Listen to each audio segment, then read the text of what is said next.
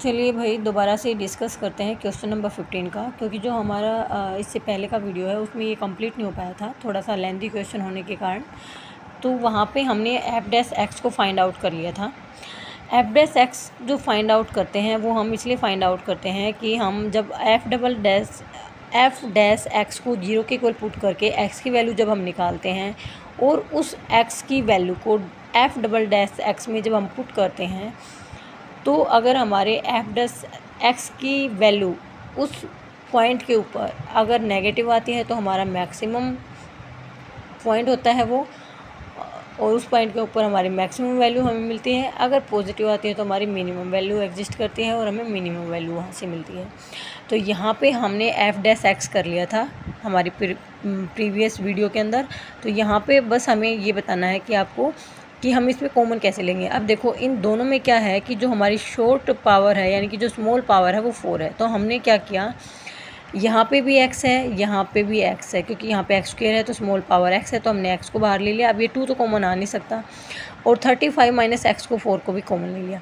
तो अब यहाँ पे क्या हुआ, जो हमारा 35 माइनस एक्स की 5 थी ना, अब 4 तो मैंने बाहर ले लिया कॉमन, तो यहाँ पे क्या बच गया, एक तो हमारे पास 2 बच गया। अब इसकी पावर 1 बच गई, यानी कि 35 माइनस एक्स ही बच गया माइनस का। अब x बाहर ले लिया तो 5 बच गया, और यहाँ पे x की पावर 2 थी तो x बच गया, और ये पूरा मैंने बाहर ले लिया तो इसकी जगह कुछ बचा ही नहीं।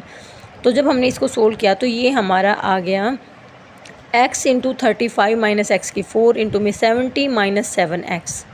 ठीक है, फिर हमने इसी को इस वाली वैल्यू को 0 के इक्वल पुट किया, तो यहाँ से हमारे पास क्या आया 7x 35 माइनस एक्स की 4 10 माइनस एक्स। अब जब हम इसको पुट करते हैं अलग से 0 के इक्वल, तो हमारे पास यहाँ से एक तो x की वैल्यू 0 निकल के आती है, एक हमारी निकल के आती है 35, एक हमारी निकल के आती है 10। लेकिन जब हम देखते हैं कि x को अगर 0 मान लेते हैं तो वो 0 तो कोई वैल्यू ही नहीं हुई, तो इसका मतलब नंबर एग्जिस्ट नहीं करता। 35 मानते हैं तो यहाँ पे भी हमारा 35 दोनों का सम ही है, तो दूसरा नंबर जब हम उनका प्रोडक्ट करेंगे तो 0 हो जाएगा, तो ये भी पॉसिबल नहीं है। तो यहाँ पे ओनली जो x इक्वल टू 10 है ना, वो वैल्यू जो है एग्जिस्ट करेगी।